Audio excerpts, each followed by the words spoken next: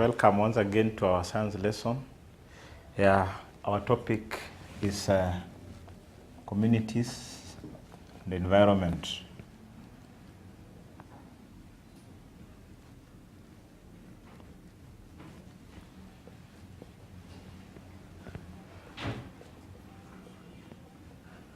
Communities and environment. So we have already gone a bit into the concept. We have been able to find out the meaning of community, the meaning of environment.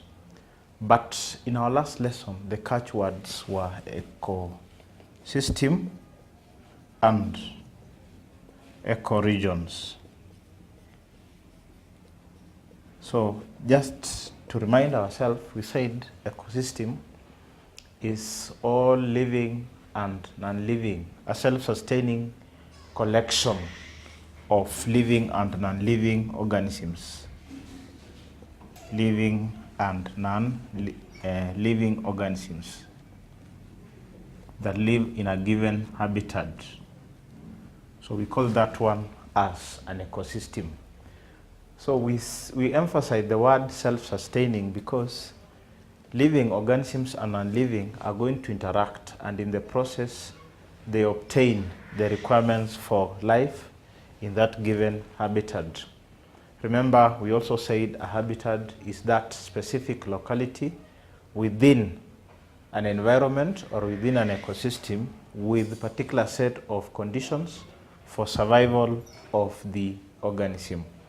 And then from ecosystems, if we link several ecosystems, we have different kinds of ecosystem. We can have aquatic ecosystem, a desert ecosystem. A fish pond can be an ecosystem. Grassland is an ecosystem. Forest is an ecosystem. Even the riverbed is an example of an ecosystem. So if we link so many of the ecosystems, they usually form what we call ecoregions. An ecoregion then is usually a large area, that large area with distinct communities. Distinct communities. We expect also different landforms,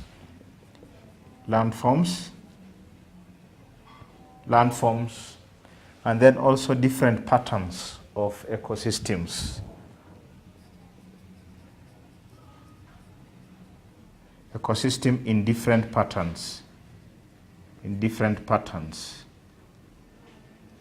So because of this complexity as compared to ecosystem, then an ecoregion becomes a large place, it becomes a larger area. So we were able to give examples of ecoregions that are found in Australia. You can remember them. Ecoregions in Australia. We identified deserts and dry lands.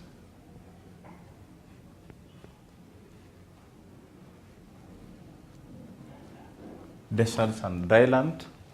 One common feature of deserts is that the temperature fluctuation is usually very high, and then also there is scarce amount of rainfall. We were able to identify others like the tropical and subtropical ecoregions. We identified the tundra. Remember, in the tropic, one of the most common characteristics of the tropics is that we usually have humid. It's usually warm and humid conditions. Then tundra ecoregion. In tundra ecoregion, these are treeless. In other words, we do not have trees. Treeless polar deserts. One characteristic of a polar desert is that it has very low temperatures, unlike in dry deserts. Others include temperate grasslands and shrublands. We have temperate, broadleaf, and mixed forests. Mixed forests. And then the last was Mediterranean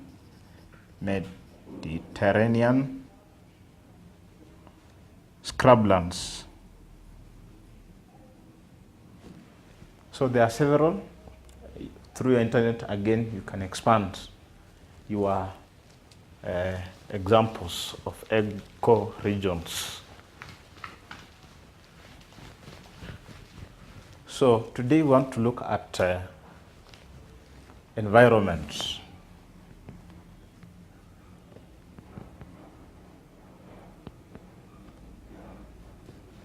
So we have already defined an environment as that immediate surrounding of an organism. That surrounding could be living or non-living. This is the surrounding of an organism.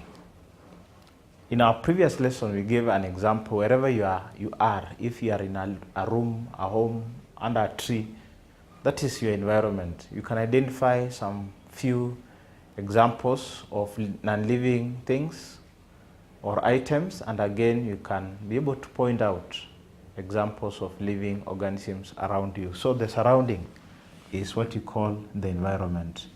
And why should we look at the environment?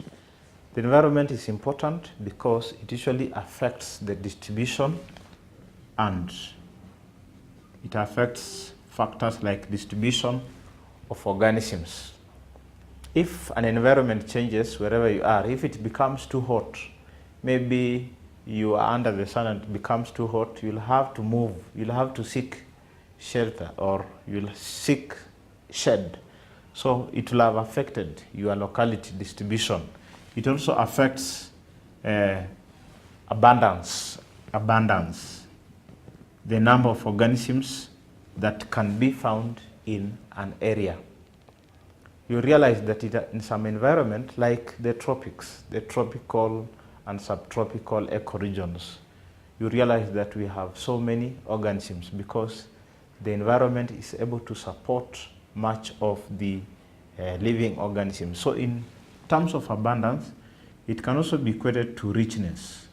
So when we say an ecosystem or an ecoregion is rich, it means it has many organisms, but not just one type of organism or one species. There could be so many of them. So we talk of richness. And then again, it will determine the locality, position, specific locality of the organism, where that organism is going to be found. So if, for example, you are interested in research and you want to find most of these placental mammals, most of the placental mammals, they are concentrated mainly within the tropics, the tropical region, because that's the environment that's able to support most of them, like the tigers, the lions, the foxes, and so many others in the cat family. So in this surrounding, we have said we have two types of surrounding. The surrounding could be non-living, could be made of non-living items, or we can say non-living factors. So those factors that are affecting distribution, abundance, and locality of organisms. And then that environment again could be made up of living components. The living components, we may say the living factors. Living factors are those organisms, both flora and fauna, that are found in that environment.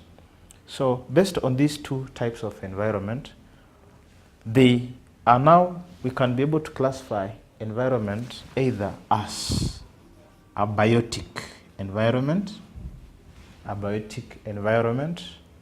because it is made up of non-living factors. Non-living factors could be soil.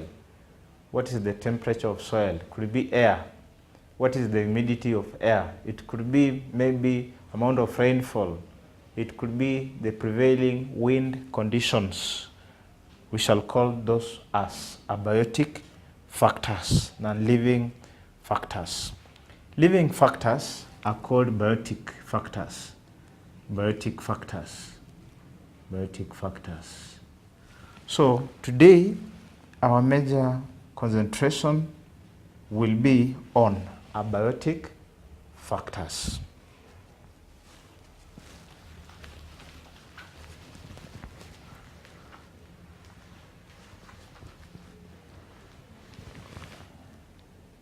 So A, abiotic factors.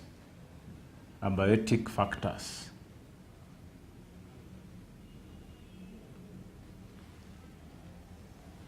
Abiotic factors.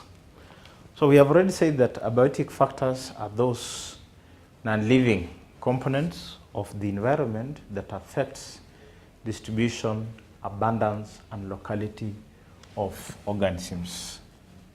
Are non-living factors. Non-living factors that affect distribution, where we have high concentration of organisms, low concentration, and also reasons. So we shall be finding out what are some of the reasons that will make in some areas we have high richness of biodiversity, while others has poor richness of biodiversity. Abundance of living organisms, which we are equating to richness and locality.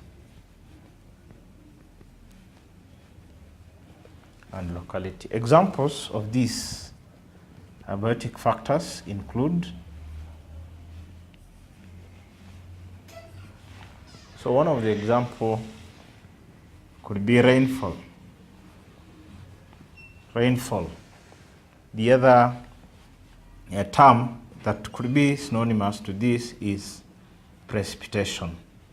So in some literature, you'll get it as precipitation, while in others as rainfall.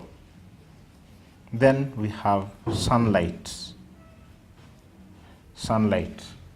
In other literature, it's just light. But when you talk of light, then it does not make a lot of sense, because we have different sources of light, but they cannot be very important in photosynthetic processes that take place in the ecosystem. You also have temperature. We are going to find out how each of these factors affect temperature. We have humidity. We have air pressure. Air pressure.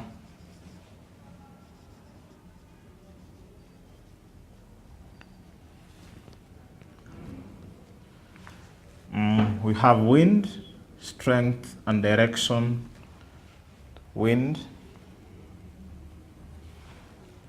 And then we have pH, the concentration of hydrogen ions in an ecosystem, and then salinity. So I want to find out how each of these examples of abiotic factors affect the distribution of living organisms.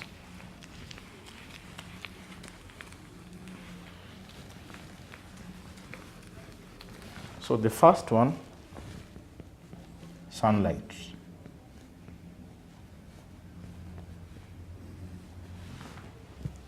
Or just light. So we already know from the word sunlight, the source of this type of light is the sun. So it emanates from the sun. But now, how is it going to be tapped into the environment, or how is it important? Sunlight is very important because it's the major source of energy in the ecosystem. It's the major source of energy in the ecosystem. By the way, there's no any other source of energy. And remember, when we are looking at prerequisite knowledge, we looked at the flow of energy in an ecosystem. We said there are two important things in an ecosystem. We have energy and we have matter. We said matter includes nutrients, and energy is the one that drives all the functions that exist in an ecosystem. So sunlight becomes the major source of energy in the ecosystem.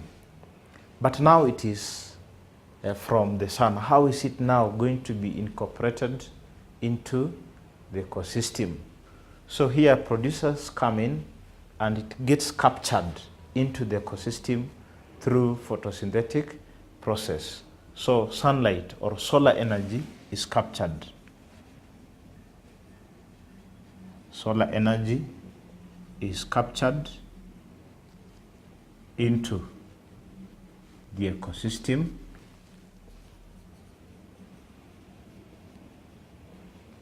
by photosynthetic processes. So photosynthetic processes of producers. Photosynthetic processes in producers becomes handy.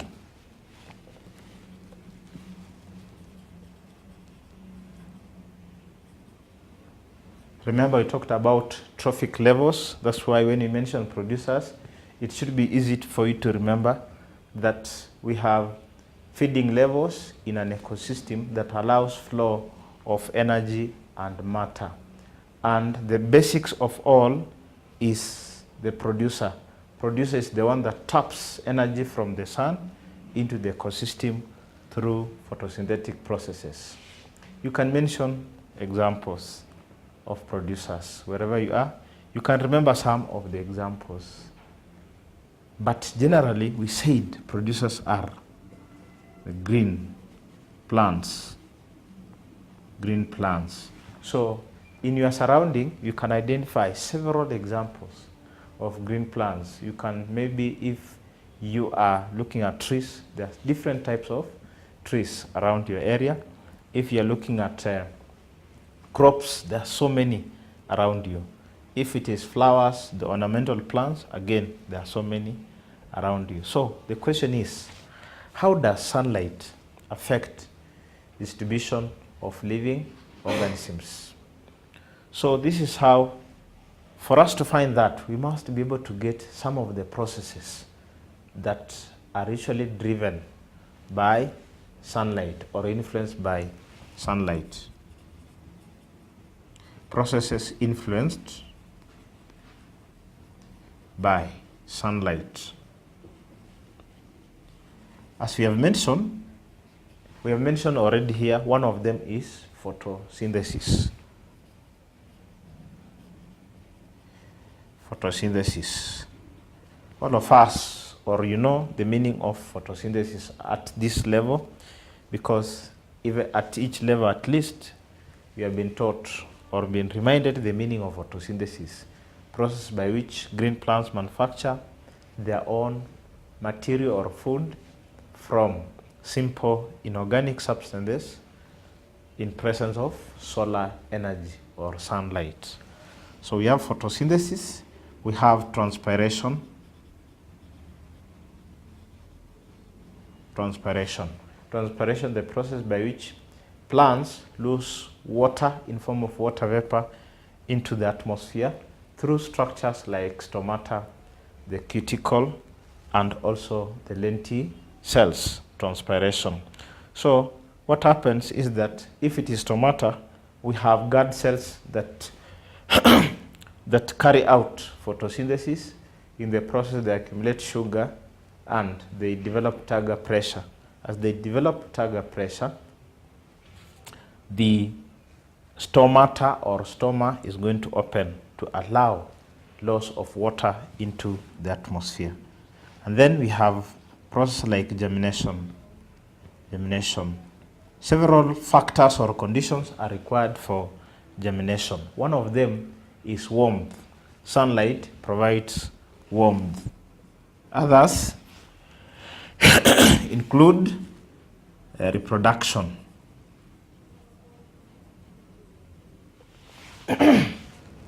You realize that sunlight comes or is on during the day, and during the night, maybe another different type of light comes in form of moon and stars, but in some areas it could be completely dark.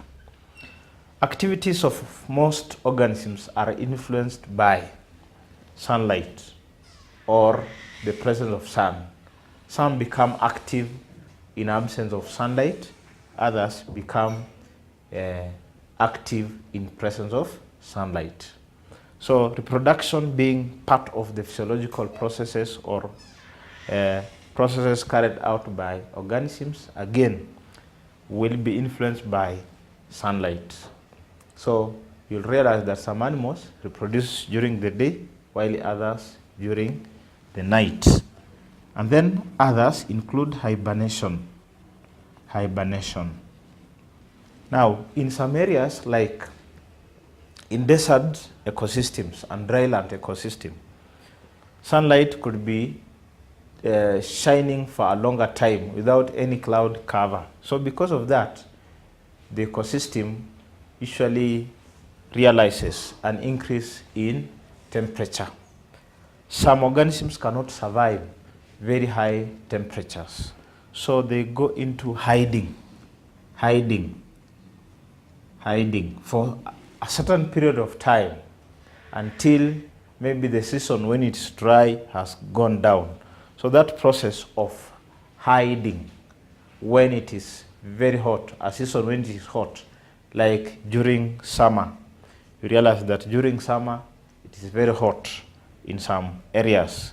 So that process is called hibernation.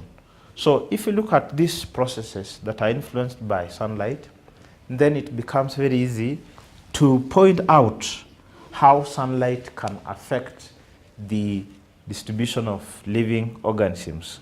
So realize that some organisms can survive a lot of sunshine, others cannot.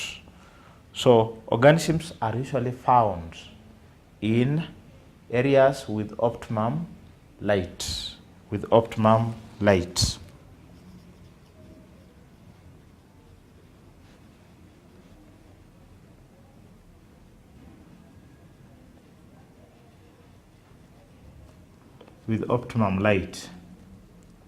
So because of that, you realize that in areas where we have more sun, there will be more plants. So high amounts of sunlight in areas, but with other factors, there will be more plants. More plants will be found in such areas than in areas with less hours of sunshine. So if we have more plants, it is going to attract those organisms that feed on plants.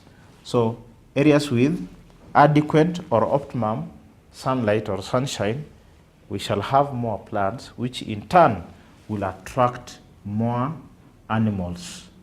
Now, when you talk of animals, it is a whole range from primary consumers, the herbivores, through the carnivore, carnivore 1, carnivore 2. Remember the trophic level that we went through. So this is how now it's going to affect distribution of living organisms. Where there's optimum sunshine or optimum light, there'll be more plants, which in turn will attract more animals because the plants are acting as a source of food for the animals. The other factor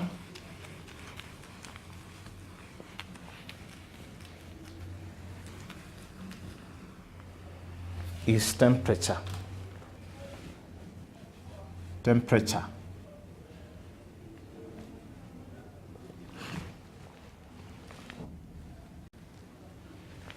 Now, we cannot divorce temperature from sunshine. When sunlight is in plenty or there's more days of sunshine, temperature usually goes up. But how important is temperature in the ecosystem? Temperature in the ecosystem is important because it's going to affect activity of enzymes. It affects activity of enzymes, and most of the, in fact, nearly all physiological processes that are carried out in an ecosystem are enzyme driven. So if they are enzyme driven and enzymes are affected by temperature, then temperature becomes a very important factor. So it affects activities of organisms in an ecosystem.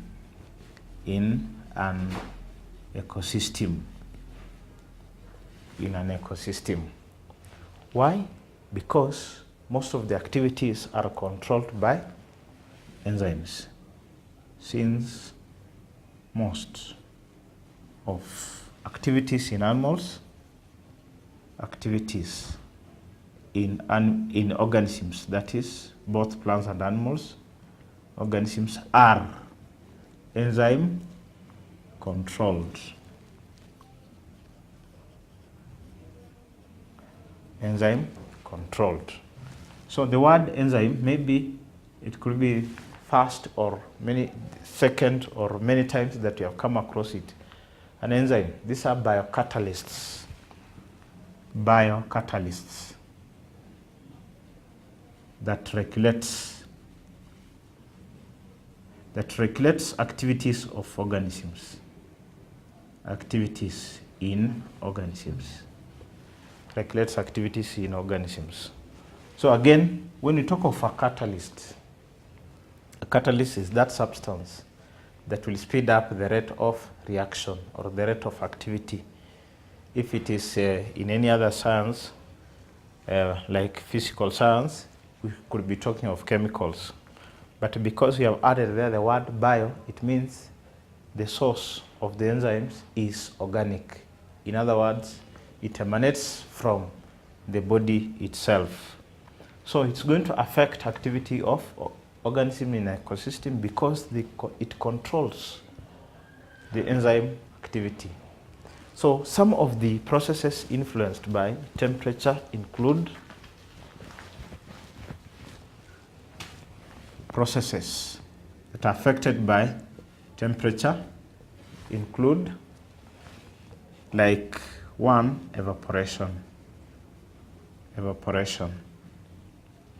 Now, evaporation is that conversion of the liquid form of from liquid state, that is, to gaseous state of matter.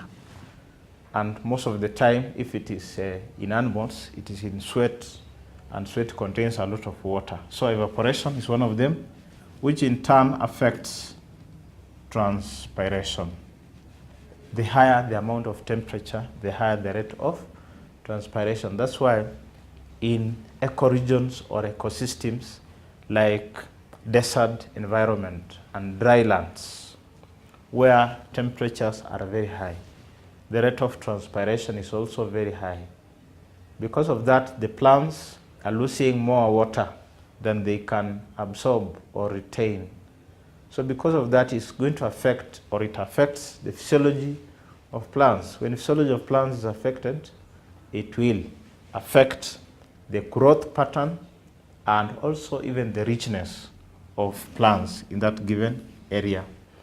We have others like germination, as we have already mentioned, that one factor that influences the process of germination is warmth, or optimum amount of temperature, plus others like including others like water and oxygen, presence of enzymes, and several others.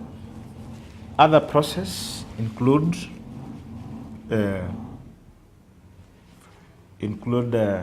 pollination, because it's going to affect the activity of the pollinators. Hibernation, as we have already mentioned, hibernation, hiding when it is very hot.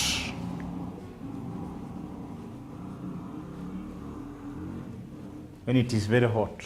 So you find that some animals burrow into the soils, others will go into the caves for a certain period of time.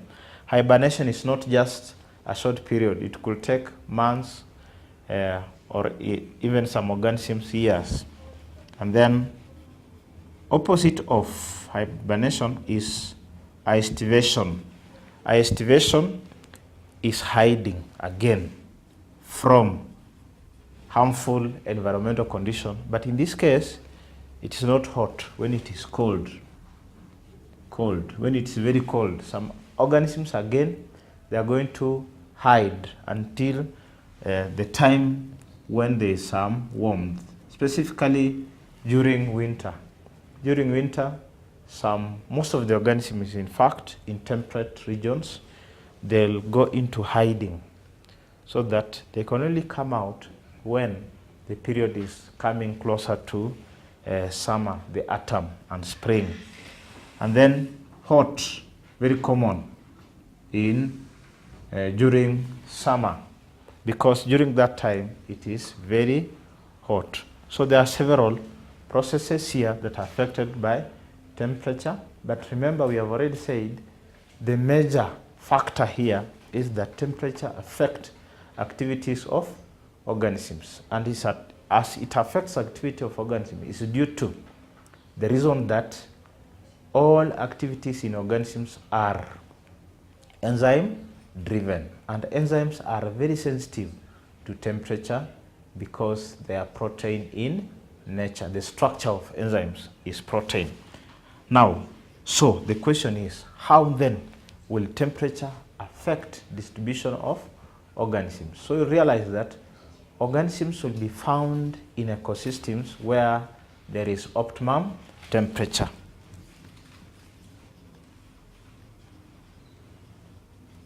Will be found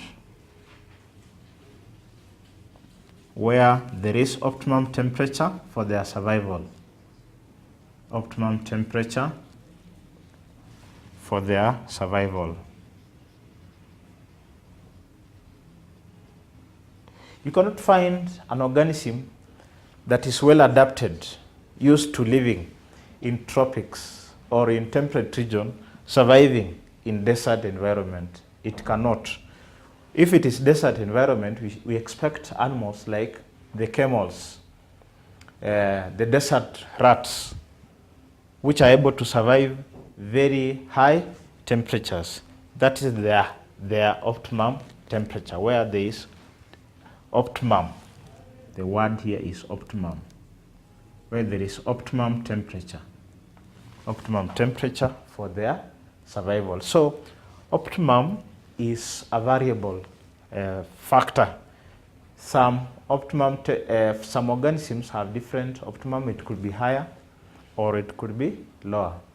But from research, most of the organisms usually survive optimum temperature of around 27 up to 35 degrees Celsius.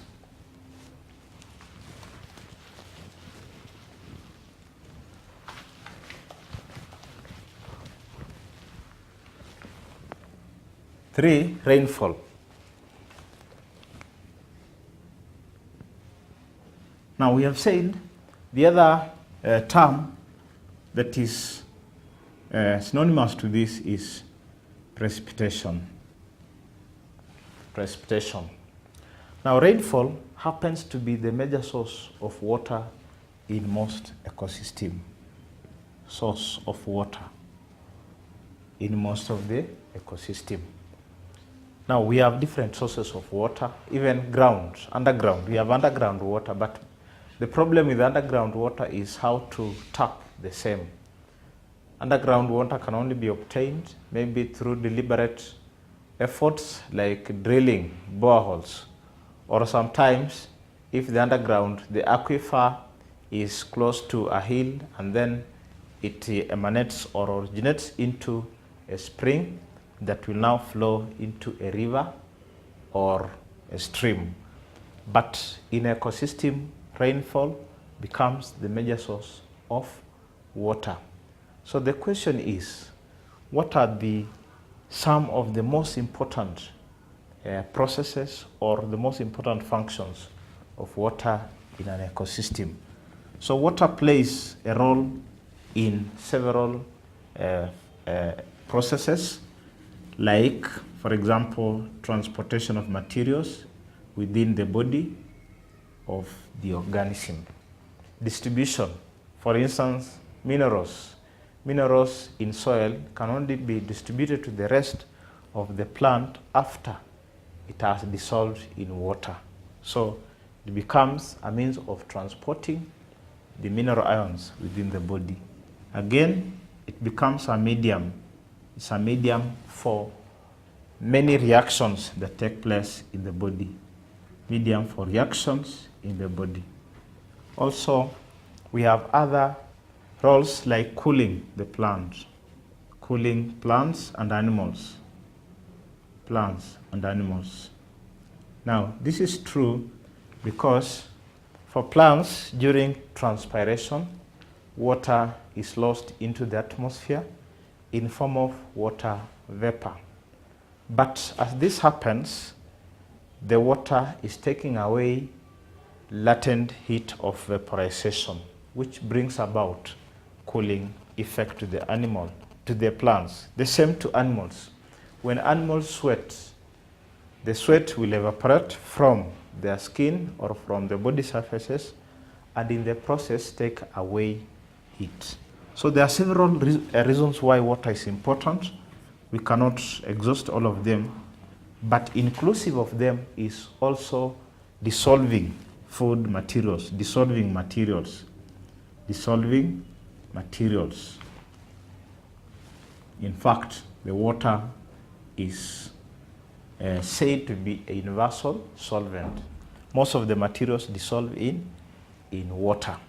So you realize that in areas or in ecosystems with enough amount of rainfall, we shall have abundance of plants, and plants in turn will attract more animals. So where there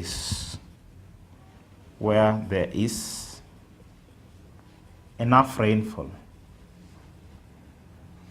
we expect more plants will be found. More plants will be found, and in turn attracts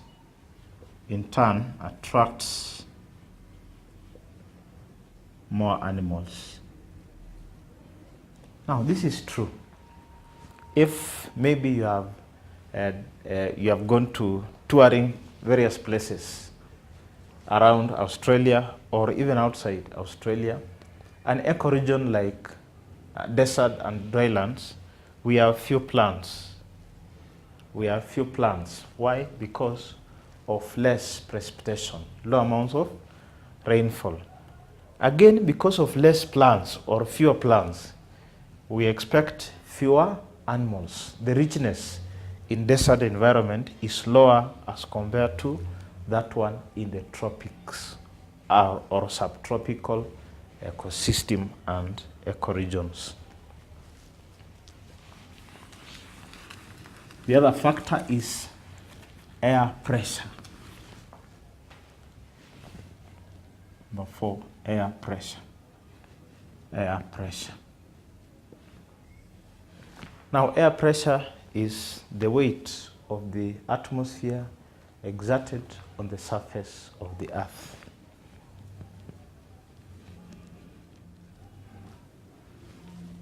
On the surface of the earth. So that weight exerted on the surface of the earth is what we call air pressure. Remember, when you are talking about matter in other science lesson, we said matter is anything that occupies space and has weight. You went on to mention states of matter. We had solid, liquid, and gas. air is the gaseous state of matter. So it has weight. So that weight of air that is being exerted on the surface of the earth is called air pressure. But remember, air pressure is not constant all over, despite the fact that atmosphere is there, but it varies. Air pressure varies. Air pressure varies with, it usually varies with altitude, It varies with altitude. So we have areas that we consider high altitude areas and low altitude areas. So close to the sea, oceans, it is a low altitude area. So if that's just as a sketch of landform or the physical features of land. So you'll realize some areas are lowlands. This is a lowland. Then highlands like mountain, escarpments and hills. This is highland. So here, because of a greater column of air, amount of air pressure exerted here is going to, suppose this is our demarcation of the atmosphere. Look at the column there. It's very small, but the column here is greater. So the greater the column, the greater the air pressure. So at this point, the weight exerted on this area, if this is a sea, is going to be greater. So here we have high air pressure, greater air pressure. Then here we have low air pressure because of less column of the atmosphere as compared to this region. So because of that, you realize that the lower the altitude, the greater the air pressure. As you go down, the column increases, column of air increases, therefore we shall have greater air pressure at this point. But here we shall have less air pressure. But how is it important? Air pressure is important because it affects distribution of very important gases. Distribution of important gases in the atmosphere or in the ecosystem. Now let me ask a question. What do you think are the most important gases in your air? Because that's your environment, wherever you are. Which is the most important gas? I think your answer is the same as mine, that oxygen is very important. Oxygen is very important because we know the role of oxygen from our previous lessons. We found out that oxygen is important in respiration. It is a material or one of the materials that's required for oxidation of food. Again, you cannot forget that carbon dioxide is important because it is a raw material in photosynthesis. A raw material in photosynthesis. Now, this happens to be the most important gases, although we have others like nitrogen, which is inactive. The largest percentage of the atmosphere is nitrogen. But based on these two, respiration and photosynthesis, which are the most active physiological process in any ecosystem, air pressure affects the distribution of these gases.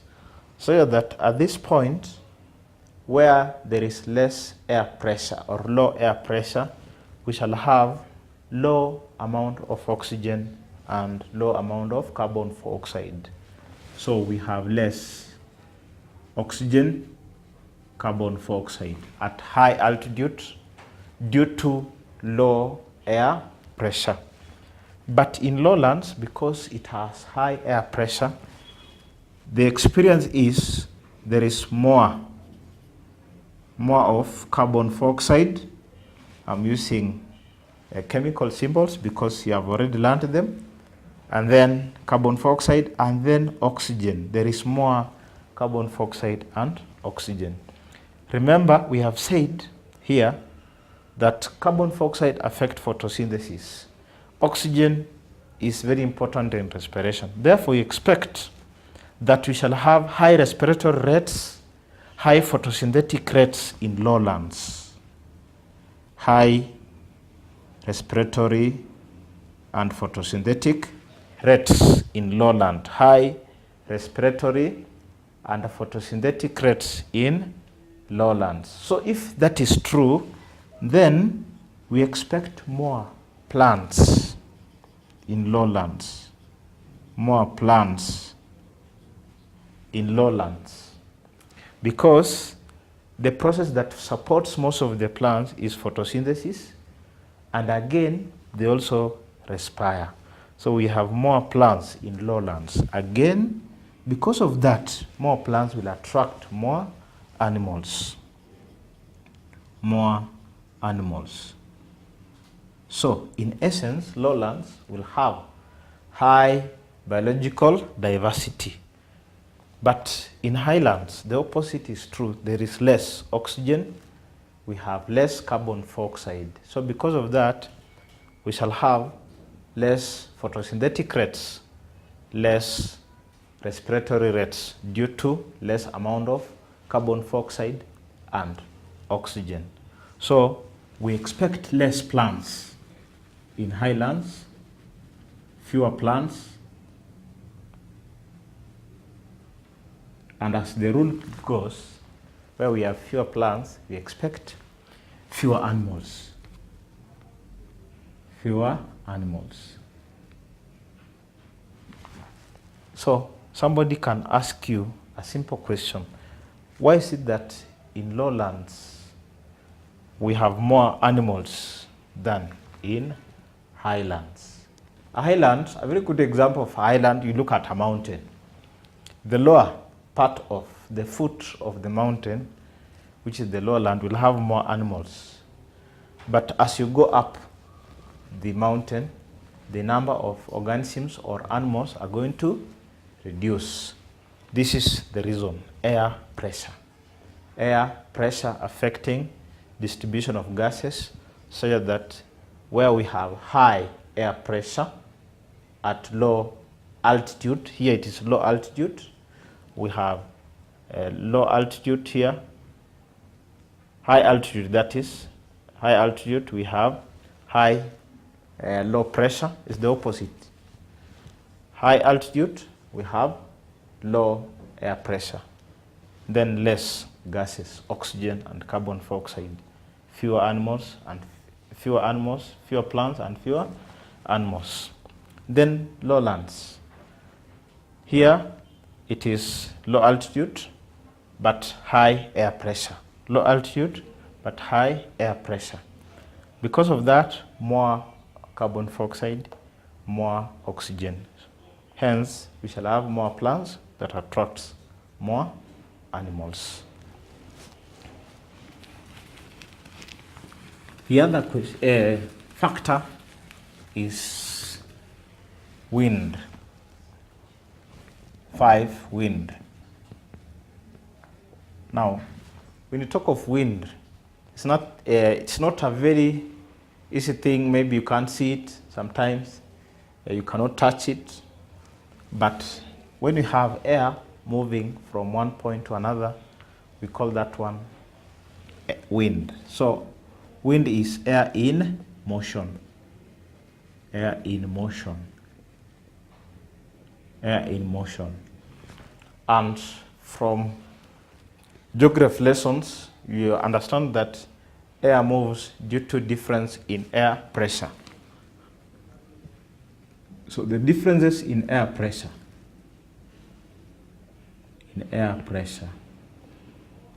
is the one that brings about motion of air.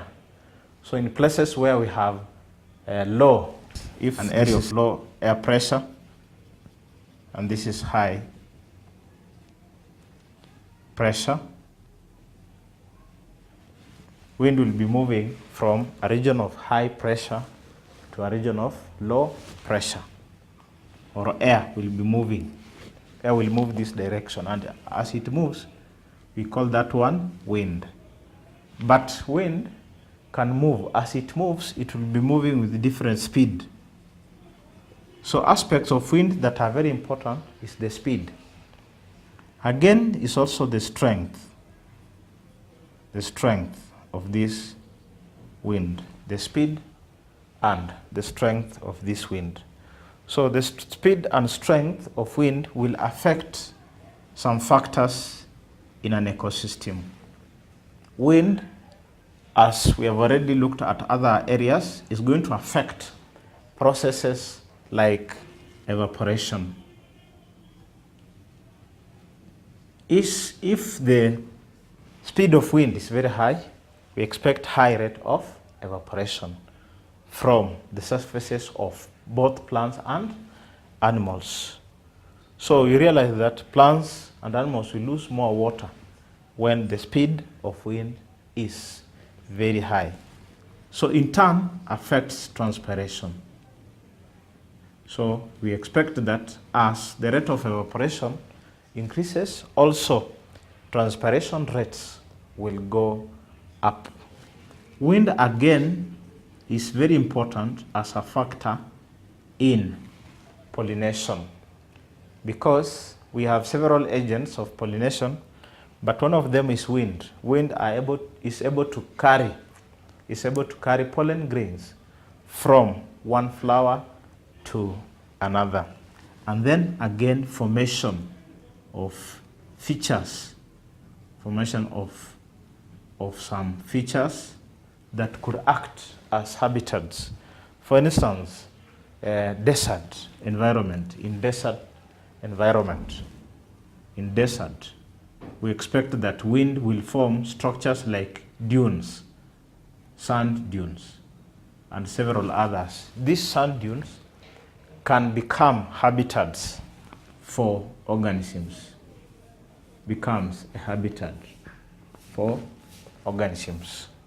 So you realize that plants and animals will be found where we have optimum prevailing wind conditions.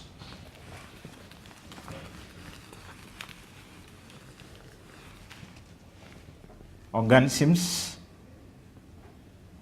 are found in ecosystems with optimum prevailing wind conditions. In other words, the speed, the strength of wind is supposed to allow survival of the organism. If the organisms are too small, they are light, or maybe, and their habitat is on rocks, they cannot be able to survive high speed and strong winds, because they'll be carried out or off into the air. Then another factor, 6, is pH. pH here means amount of or concentration of hydrogen ions in the ecosystem. Concentration of hydrogen ions in the ecosystem. So this will vary. The concentration in the ecosystem may vary, and because of this variation, it will lead to 3 types of ecosystems: either acidic ecosystem, it may lead to alkaline ecosystem if it is water and soil, and sometimes, which is not very easy, a mix of acidic and alkaline environment, like estuarine conditions. Estuarine condition. Now, an estuarine condition is where we have a mix of alkaline water or salty water with fresh water, like the river mouth. If a river is running into an ocean or a still water body, this is a sea. Sea is salty. But river that is fresh flows into this sea. That point is called the river mouth. The river mouth. Exact salinity of that environment or that ecosystem cannot be easily ascertained because there's a mix of fresh water and salt water. So there's always a fluctuation depending on the amount of fresh water running from the river. So we can have those conditions. With these conditions, some organisms are found living best in acidic conditions. Others live better in alkaline conditions. Others are used to estuarine conditions. So in the end, you cannot take an organism that is well suited for acidic conditions and then you make it live in alkaline condition. It's not well adapted for that, or vice versa. It's going to die very soon. So this is going to affect the distribution of organisms. In other words, organisms will be found in areas where they have or they are able to adapt to prevailing pH conditions. Organisms are found in habitats with their optimum pH conditions. Optimum conditions or pH condition will vary according to the organism. As I've said, some will have their best life in acidic condition, others in alkaline, others in estuarine condition.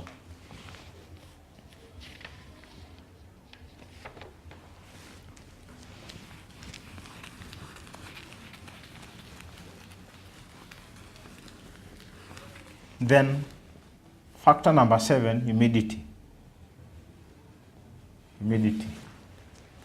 Humidity, we can define humidity as amount of water vapor in the atmosphere.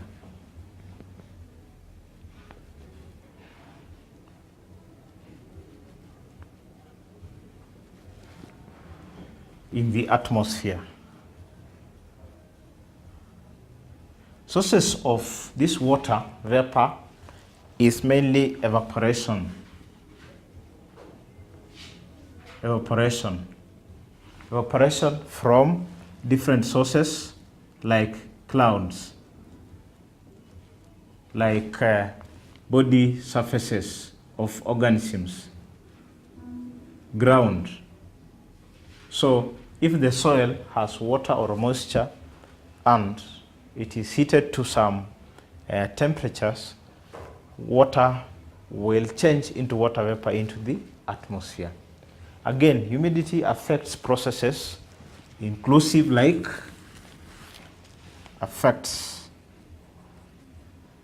processes in ecosystem like, for instance, the rate of evaporation. Evaporation is the least when humidity is high. The higher the humidity, the lower the rate of evaporation, because we already have enough, or the air is already saturated with water. So we shall have less evaporation into the atmosphere. So this comes with a very important process in plants like transpiration. So it again affects the rate of transpiration. So again, because it is water in the atmosphere, will affect processes like germination, because water is important in this. So you realize that in areas where humidity is high, there's a lot of water in the atmosphere, plants usually they enjoy high amount of supply through their roots. So we shall have more plants in humid conditions or in those ecoregions or ecosystem with high humidity.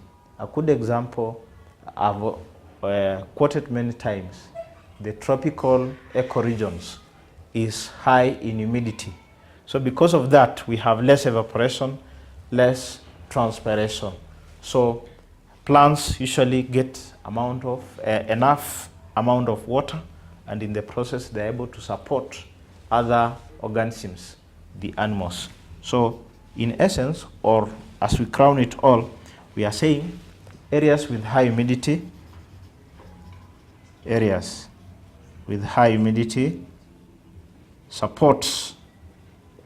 will support more plants.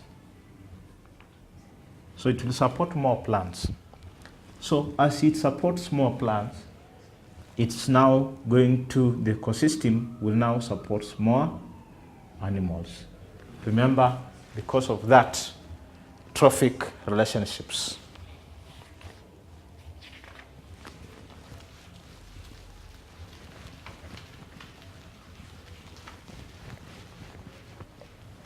So as we sum up, we are saying abiotic factors are important for distribution of living organisms. Remember, it's part of the environment. So sometimes this question of why is it that some areas has more animals, has more plants, the best answer we can get is by examining the factors that we have just looked at. So I think it has been well explained, and from now henceforth, you can find it easy to always answer your questions. As you travel around the world, as you go for those tourism travels, you'll always find areas with more plants, and the question in mind is, why is it that some areas have more, some areas have less animals? So it's because of the abiotic factors. So in our next lesson, we shall also find out how living organisms can affect distribution of other living organisms. Thank you. If you have questions, you always know how to get to us.